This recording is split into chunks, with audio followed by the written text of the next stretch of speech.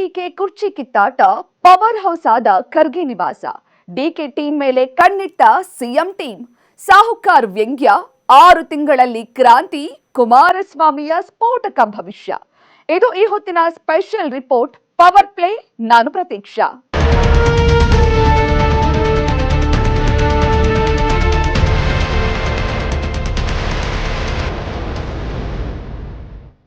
November ತಿಂಗಳು ಕೊನೆಯಾಗ್ತಿರೋ ಹೊತ್ತಲ್ಲಿ ಕಾಂಗ್ರೆಸ್ನಲ್ಲಿ ಕುರ್ಚಿ ಕದನ ತಾರಕಕ್ಕೇರ್ತಾ ಇದೆ.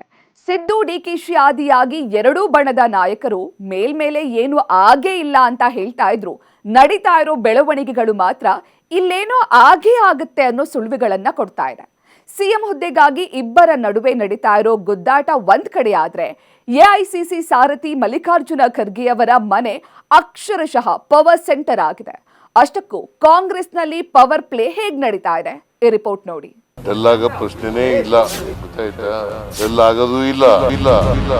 ಸಿದ್ದು ಡಿಕೆ ಕುರ್ಚಿ ಕಿತ್ತಾಟ, ಪವರ್ ಹೌಸ್ ಆದ ಖರ್ಗೆ ನಿವಾಸ. ವಿಶೇಷ ವಿನಂತಿ ಅಂದ್ರೆ ನನ್ನ ಹತ್ರ ಹೇಳಕ್ಕೆ ಏನು ಇಲ್ಲ. ಡಿಕೆ ಟೀಮ್ ಮೇಲೆ ಕಣ್ಣಿಡ್ತ ಸಿಎಂ ಟೀಮ್. ಸಾಹುಕಾರ್ ವ್ಯಂಗ್ಯ. ನಮ್ಮ ಇತಿಮಿತಿಯಲ್ಲಿ ಕೂಡ ಇರಬೇಕಾಗುತ್ತೆ. ಎಲ್ಲ ನನ್ನಿಂದ ಆಗಿದೆ ಅನ್ನೋದು ಕೂಡ ಬಹಳ 6 ತಿಂಗಳಲ್ಲಿ ಕ್ರಾಂತಿ, ಕುಮಾರಸ್ವಾಮಿಯ ಸ್ಫೋಟಕ ಭವಿಷ್ಯ. ಮುಂದಿನ ಒಂದು 6-7 ತಿಂಗಳು ನಿರೀಕ್ಷೆ ಮಾಡದೇ ಇರತಕ್ಕಂತ ತೀರ್ಮಾನಗಳು ಆಗಬಹುದು.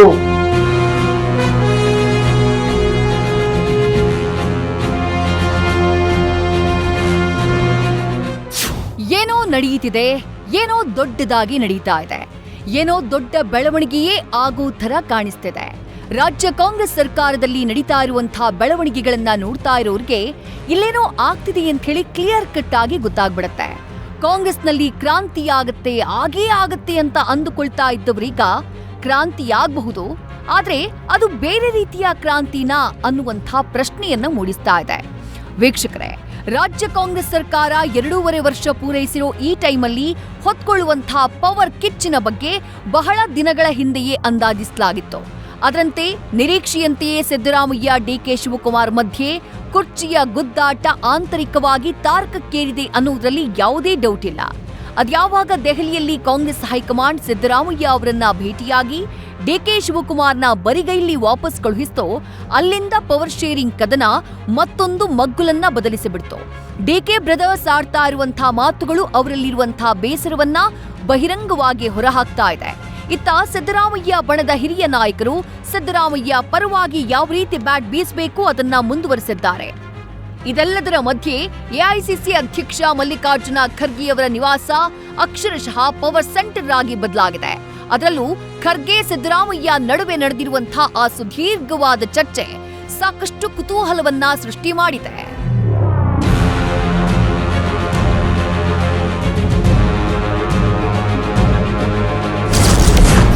ಸಿದ್ದು ಡಿಕೆ ಕಿತ್ತಾಟ, ಪವರ್ ಹೌಸ್ ಆದ ಖರ್ಗೆ ನಿವಾಸ. ಖರ್ಗೆ ಜೊತೆಗೆ ಸಿಎಂ 2 ಗಂಟೆಗಳ ಕಾಲ ನಿಗೂಢ ಚರ್ಚೆ. ನಾಯಕತ್ವ ಗೊಂದಲಕ್ಕೆ ತೆರೆ ಎಳೆಯಿರಿ ಎಂದ್ರ ಸಿದ್ದರಾಮಯ್ಯ.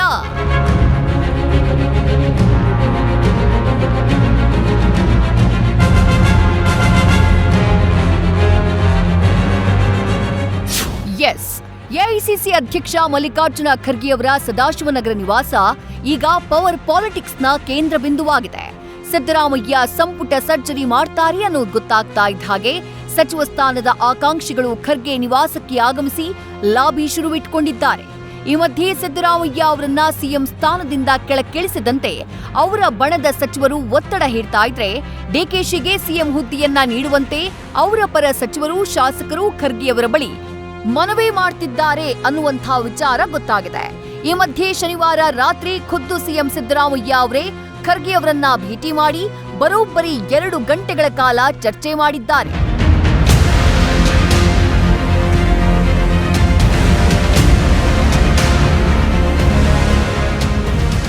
ಹೌದು ವೀಕ್ಷಕರೇ, 2 ಗಂಟೆಗಳ ಕಾಲ, ಬರೋಬ್ಬರಿ 2 ಗಂಟೆಗಳ ಕಾಲ ಸಿದ್ದು ಖರ್ಗೆ ನಡುವೆ ಚರ್ಚೆ ನಡೆದಿದೆ.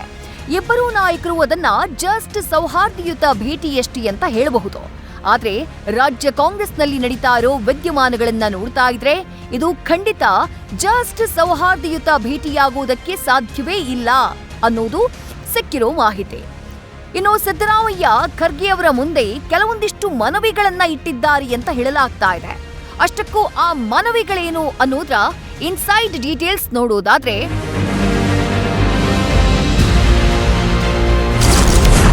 ನಾಯಕತ್ವ ವಿಚಾರದಲ್ಲಿ ನಾನು ಹೈಕಮಾಂಡ್ ತೀರ್ಮಾನಕ್ಕೆ ಬದ್ಧನಾಗಿದ್ದೇನೆ. ಇಷ್ಟಿದ್ರೂ ಅವರ ಶಾಸಕರು ದೆಹಲಿ ಪರೇಡ್ ನಡೆಸ್ತಾ ಇರೋದು ಯಾಕೆ ಅಂತ ಹೇಳಿ ಸಿದ್ದರಾಮಯ್ಯ ಮಲ್ಲಿಕಾರ್ಜುನ ಖರ್ಗೆಯವರನ್ನ ಪ್ರಶ್ನೆ ಮಾಡಿದ್ದಾರೆ ಎನ್ನಲಾಗ್ತಾ ಇದೆ. ಅಷ್ಟೇ ಅಲ್ಲದೆ ಡಿಕೆ ಶಿವಕುಮಾರ್ರಿಂದ ಸಹಿ ಸಂಗ್ರಹದ ಅಗತ್ಯ ಏನಿತ್ತು, ಸಿಎಂ ಹುದ್ದೆ ವಿಚಾರ ನಂಬರ್ ಗೇಮ್ ಆಗಿ ಬದಲಾಗಿದೆಯಾ ಅನ್ನುವ ಪ್ರಶ್ನೆಯನ್ನು ಖರ್ಗೆಯ ಮುಂದಿಟ್ಟಿದ್ದಾರೆ ಸಿದ್ದರಾಮಯ್ಯ. ಅಷ್ಟೇ ಅಲ್ಲ, ಕಡೆಯದಾಗಿ ಈಗ ನಡೀತಾ ಇರೋ ಕುರ್ಚಿ ಫೈಟ್ಗೆ ಫುಲ್ ಸ್ಟಾಪ್ ಹಾಕಿ ಸಂಪುಟ ಪುನರ್ರಚನೆಗೆ ಅವಕಾಶ ಕೊಡಿ ಅಂತ ಹೇಳಿ ಸಿದ್ದು ಖರ್ಗೆಗೆ ಮನವಿ ಮಾಡಿದ್ದಾರಂತೆ.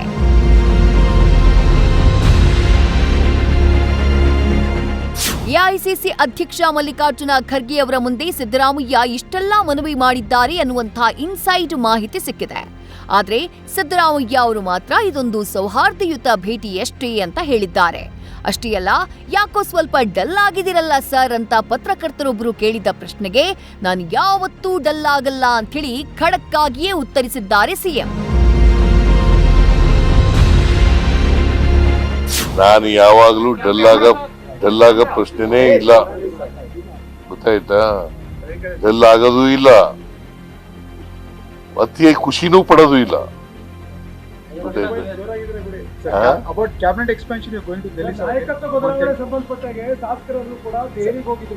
ಯಾರು ಹೋಗ್ಲಿ ಪಾಪ. ಸಿ ಅಲ್ಟಿಮೇಟ್ಲಿ ಹೈಕಮಾಂಡ್ ಏನ್ ಡಿಸಿಷನ್ ಮಾಡ್ತಾರೆ ಅದಕ್ಕೆಲ್ಲರೂ ಒಪ್ಕೋಬೇಕಲ್ಲಪ್ಪ.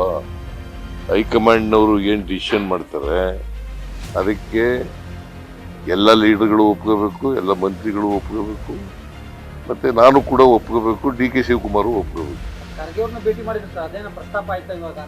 ಇಲ್ಲ, ಅದು ಪ್ರಶ್ನೆ. Sir, as the High Command said, when are they taking the decision, sir? You have met him now for more than 1 hour. Everybody says High Command should take the decision. When is the High Command taking the decision? Doesn't mean that I have discussed with Khargeji for more than an hour. It doesn't mean that I should discuss only this aspect. Sir, everybody says that High Command should take the decision. When is the High Command taking the decision, sir? Whenever they call me, I will go. Sir, this confusion continues from the first day itself. Some of your MLAs are making unwanted, unprecedented statements about leadership change, all these things, CM change, other things. What is your clarity on this? See, my clarity is whatever decision taken by the High Command, I will follow it. ಹಾಗಾದ್ರೆ ಖರ್ಗೆಯವರ ಮುಂದೆ DK Shivakumar ಬಣದ ಶಾಸಕರ ನಡೆಗಳ ವಿರುದ್ಧ ಅಸಮಾಧಾನ ವ್ಯಕ್ತಪಡಿಸಿದ್ದ ಸಿದ್ದರಾಮಯ್ಯ ಅವರಿಗೆ ಖರ್ಗೆ ಏನ್ ಹೇಳಿದ್ರು? ಆ ಇನ್ಸೈಡ್ ರಿಪೋರ್ಟ್ ಕೂಡ ನಮ್ಮ ಹತ್ರ ಇದೆ, ಹೇಳ್ತೀವಿ ಕೇಳಿ.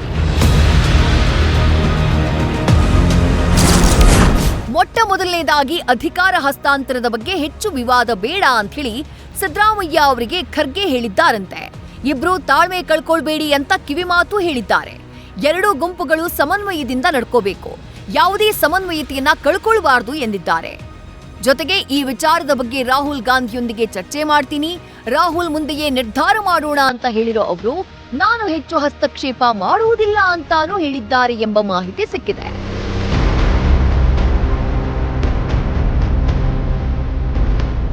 ಬೇಜಾರಾಗಿದೆ. ಯಾಕಂದ್ರೆ ಯಾವ ವಿಷಯ ಇಲ್ಲದೆ ನಾನು ಏನಾದರೂ ಹೇಳಿದ್ರೆ ಚೆನ್ನಾಗಿರೋದು. ಆದರೆ ನಿಮ್ಗೆ ಒಂದು ವಿಶೇಷ ವಿನಂತಿ ಅಂದರೆ ನನ್ನ ಹತ್ರ ಹೇಳಕ್ಕೆ ಏನೂ ಇಲ್ಲ. ಮತ್ತು ನಾನು ದಯವಿಟ್ಟು ಯಾವ ವಿಚಾರದಲ್ಲೂ ಕೂಡ ಇದ್ರ ಬಗ್ಗೆ ಏನು ಈಗ ನಡೆದಂಥ ವಿದ್ಯಮಾನ ಬಗ್ಗೆ ಹೇಳ್ತಕ್ಕಂಥದ್ದು ಇಲ್ಲ. ಅದಕ್ಕಾಗಿ ತಾವು ಪದೇ ಪದೇ ಇಲ್ಲಿ ನಿಂತು ನಿಮ್ಮ ಸಮಯನೂ ಹಾಳ ಮತ್ತು ನನಗೂ ಬೇಜಾರಾಗ್ತಾ ಇದೆ. ಬಿಸಿಲಲ್ಲಿ ಚಳಿಯಲ್ಲಿ ಅದಕ್ಕೆ ದಯವಿಟ್ಟು ಏನಿರೋದು ಹೈಕಮಾಂಡ್ ಮಾಡ್ತದೆ. ಅದಕ್ಕಾಗಿ ತಾವು ಇದ್ರ ಬಗ್ಗೆ ಹೆಚ್ಚಿನ ತಲೆ ಕೆಡಿಸ್ಕೊಳ್ತಕ್ಕಂಥದ್ದು ಸರಿ. Thank you.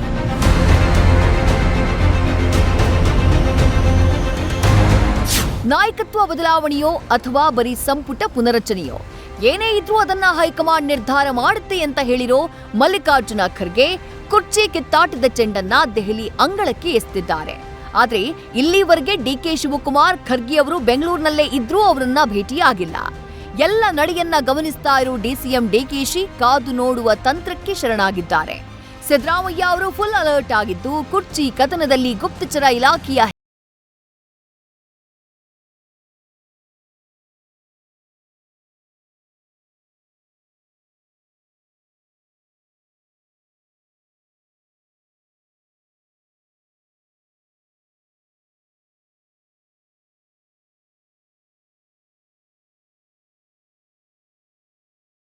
Delhi, and then they come here back to Bangalore. Did you speak about that? Did you question that, sir? Why they come? No, I have not questioned it. Sir, you are CLP leader, sir. Therefore, sir. You CLP leader, sir. ನಿಮ್ಮ ಬಗ್ಗೆ ಮಾಹಿತಿ ತಗೊಂಡ್ರೆ sir? ನಾನು ಮಾಹಿತಿ ಅಂದರೆ ಇಂಟೆಲಿಜೆನ್ಸಿಂದ ತಗೋತೀನಿ, ಇವರಿಂದ ಕೇಳಿಲ್ಲ. ನಾನು MLA ಗಳ ಹತ್ರ ಕೇಳಿಲ್ಲ.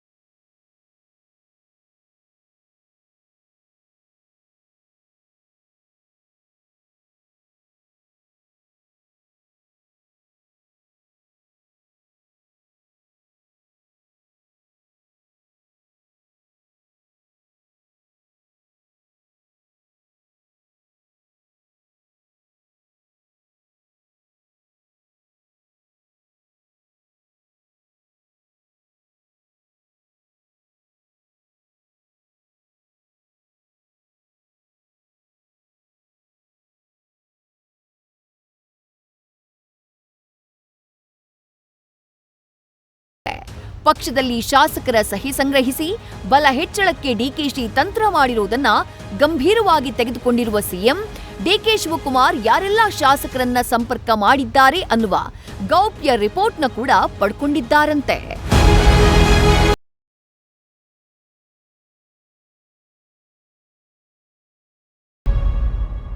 ಒಂದು ಕಡೆ ದೆಹಲಿ ಮಟ್ಟದಲ್ಲಿ ಬೆಂಬಲಿಗರ ಲಾಬಿ, ಮತ್ತೊಂದು ಕಡೆ ಮನೆಯಲ್ಲಿ ಪೂಜೆ ಪುನಸ್ಕಾರ ಮಾಡ್ತಾ ತಮ್ಮದೇ ರೀತಿಯ ತಂತ್ರ ಹೂಡ್ತಿರೋ ಡಿಕೆ ಶಿವಕುಮಾರ್ ಪರಪ್ಪನ ಅಗ್ರಹಾರದಿಂದಲೂ ದಾಳ ಉರುಳಿಸಿದ್ರ.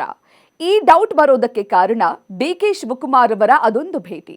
ಅಷ್ಟಕ್ಕೂ ಡಿಕೆ ಶಿವಕುಮಾರ್ ದಿಢೀರ್ ಅಂತ ಜೈಲಿಗೆ ಭೇಟಿ ಕೊಟ್ಟಿದ್ಯಾಕೆ? ಸಿಎಂ ಕುರ್ಚಿ ಕದನದ ಮಧ್ಯೆ ದಲಿತ ಸಿಎಂ ಕಾರ್ಡ್ ಹೊಡೆದವ್ರು ಯಾರು? ಕಾಂಗ್ರೆಸ್ನಲ್ಲಾಗ್ತಿರೋ ಡೆವಲಪ್ಮೆಂಟ್ಸ್ ನೋಡಿ ದಳಪತಿ ನುಡಿದ ಸ್ಫೋಟಕ ಭವಿಷ್ಯವೇನು?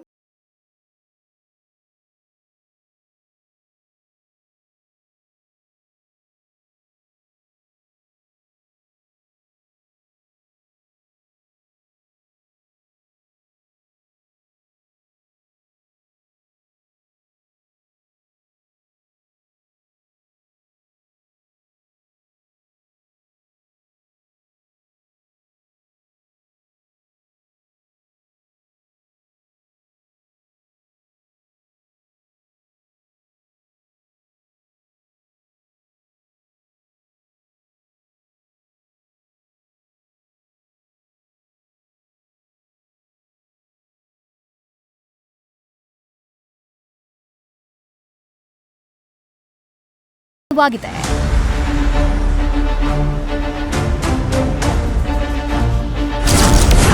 ಪ್ರಯತ್ನ ಕೈಬಿಟ್ರೂ ಪ್ರಾರ್ಥನೆ ಕೈಬಿಡುವುದಿಲ್ಲ ಅಂತಿದ್ದ ಡಿಕೆಶಿ ಸಿಎಂ ಆಗಲು ಪ್ರಯತ್ನವೂ ನಡೆಯುತ್ತಿದೆ, ಪ್ರಾರ್ಥನೆಯೂ ಇದೆ.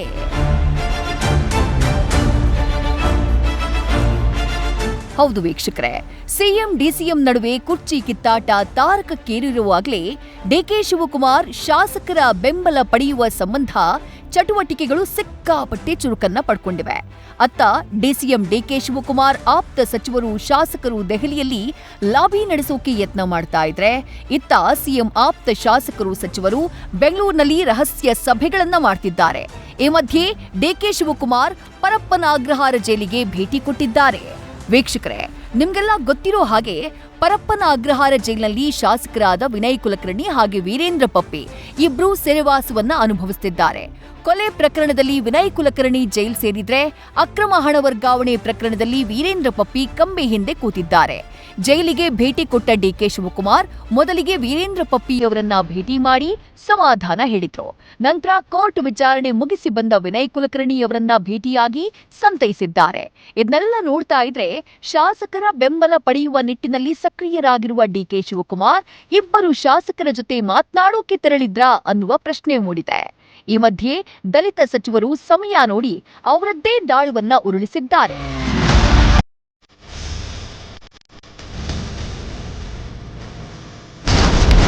ಟೈಮ್ ನೋಡಿ ಸಚಿವರಿಂದ ದಲಿತ ಸಿಎಂ ಕಾರ್ಡ್. ನಾವು ಯಾವಾಗ್ಲೂ ರೇಸ್ನಲ್ಲಿರ್ತೀವಿ ಎಂದ ಪರಂ. 2013ರ ಇನ್ಸಿಡೆಂಟ್ ನೆನಪಿಸಿದ ಹೇಗೆ ಗೃಹ ಸಚಿವರು.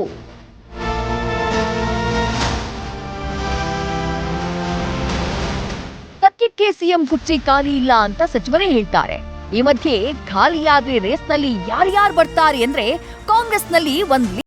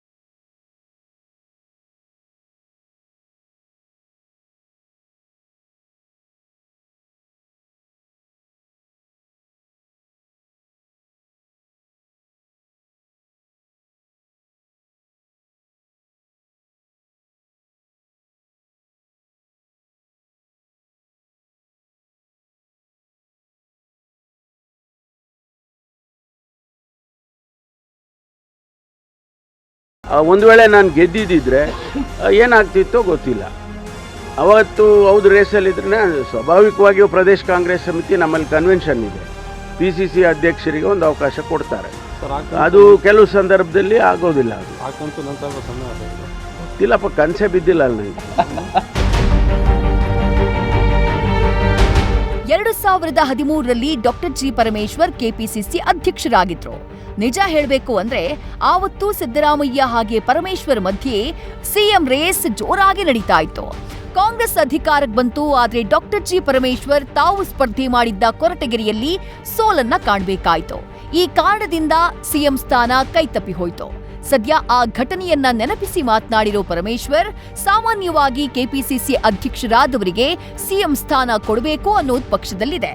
ಹಾಗಿದ್ರೂ 2013ರಲ್ಲಿ ಸಿಎಂ ಸ್ಥಾನ ಮಿಸ್ ಆಯಿತು. ಹಾಗಾಗಿ ಪಕ್ಷದಲ್ಲಿ ಹೀಗೇ ಆಗತ್ತೆ ಅಂತ ಹೇಳೋಕ್ಕಾಗಲ್ಲ ಎಂದಿದ್ದಾರೆ.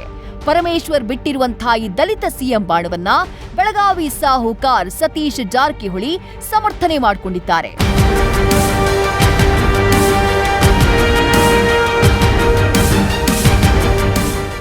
ಅದರಲ್ಲಿ ತಪ್ಪಿದ್ದಾರೆ, ಏನಂತ ತಪ್ಪು ಏನಿಲ್ಲ, ಸರಿಯಾಗಿದೆ. ಈಗಾಗಲೇ ಅವ್ರ ಮುಂಚೆ ಕೂಡ ಹೇಳಿದ್ದಾರೆ, ನಾವು ಕೂಡ ಆಕಾಂಕ್ಷಿ ಇದ್ದೀವಿ. ಸೊ ಅವ್ರ ಬೇಡಿಕೆಯಲ್ಲಿ ಏನು ತಪ್ಪಿಲ್ಲ. ಯಾಕಂದ್ರೆ ಈಗ ಈ ಪಕ್ಷಕ್ಕೆ ಮೇನ್ ವೋಟರ್ಸೇ SC ST ಮೈನಾರಿಟಿ. ಅವ್ರಿಗೆ ಪ್ರಾತಿನಿಧ್ಯ ಸಿಗಬೇಕಂತ ಭಾಳ ದಿನಗಳಿಂದ ಆಸೆ ಇದೆ. ಇನ್ನೊಂದು ಮಾತು ಹೇಳಿದೆ ಸರ್, 2013-14 ಕೆಲಸ ಮಾಡಿದೀವಿ. ಕರೆಕ್ಟ್.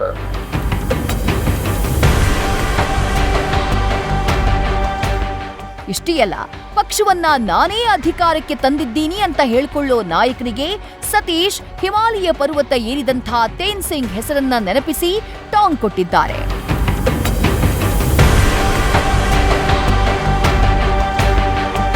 ಹೆಂಗಾಗಿದೆ ಅಂದ್ರೆ, ಉದಾಹರಣೆ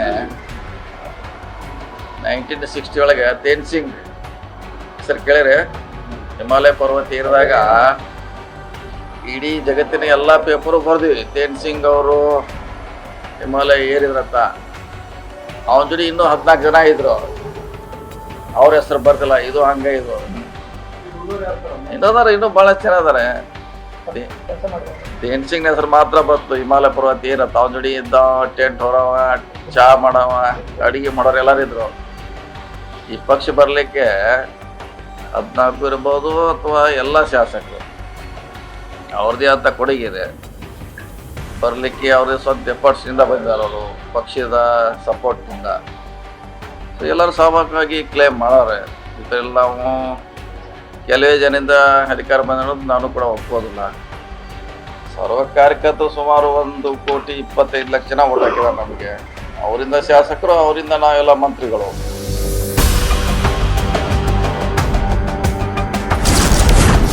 ಮುಂದಿನ 6 ತಿಂಗಳಲ್ಲಿ ನಿರೀಕ್ಷೆಗೂ ಮೀರಿದ ಬೆಳವಣಿಗೆ. ಕುರ್ಚಿ ಕಿತ್ತಾಟದ ಮಧ್ಯೆ ಎಚ್ಡಿಕೆ ಸ್ಫೋಟಕ ಭವಿಷ್ಯ.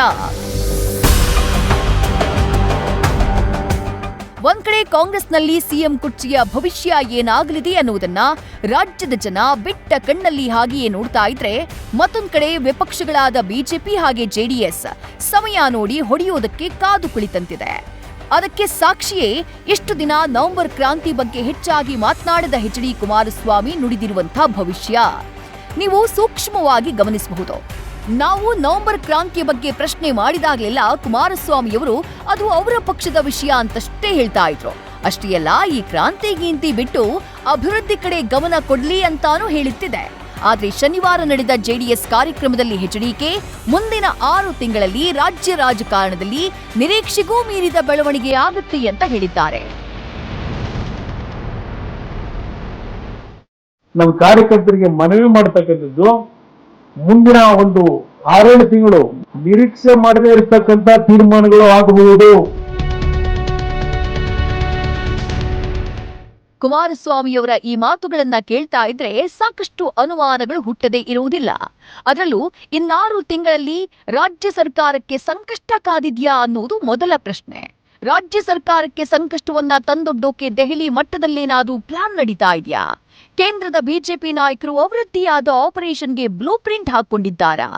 ಈ ಅನುಮಾನಗಳು ಕಾಡದೇ ಇರುವುದಿಲ್ಲ. ಇದರ ಜೊತೆಗೆ ಇನ್ನೂ ಒಂದು ಅನುಮಾನ ಇದೆ.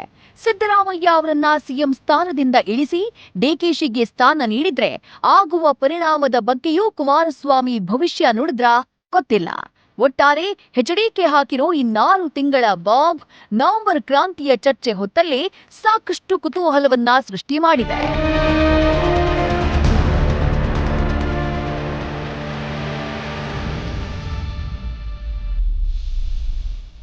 ಯಾರೇನ್ ಬೇಕಾದ್ರೂ ಹೇಳಲಿ, ಕುರ್ಚಿ ಉಳಿಸ್ಕೊಳ್ಳೋದಕ್ಕೆ ಸಿದ್ದರಾಮಯ್ಯ, ಸಿಎಂ ಹುದ್ದೆ ಪಡ್ಕೊಳ್ಳೋದಕ್ಕೆ ಡಿಕೆ ಶಿವಕುಮಾರ್ ಅವರದ್ದೇ ರಣತಂತ್ರಗಳ ಮೂಲಕ ಕೆಲಸ ಮಾಡ್ತಿರೋದಂತೂ ಸತ್ಯ. ಇದಾಗಿತ್ತು ಇವತ್ತಿನ ವಿಶೇಷ. ಕ್ಷಣ ಕ್ಷಣದ ಮಾಹಿತಿಗಾಗಿ ನೋಡ್ತಾ ಇರಿ ನ್ಯೂಸ್ ಫಸ್ಟ್, ನಿರ್ಭೀತಿಯಿಂದ ನಿಮ್ಮ ಪರವಾಗಿ.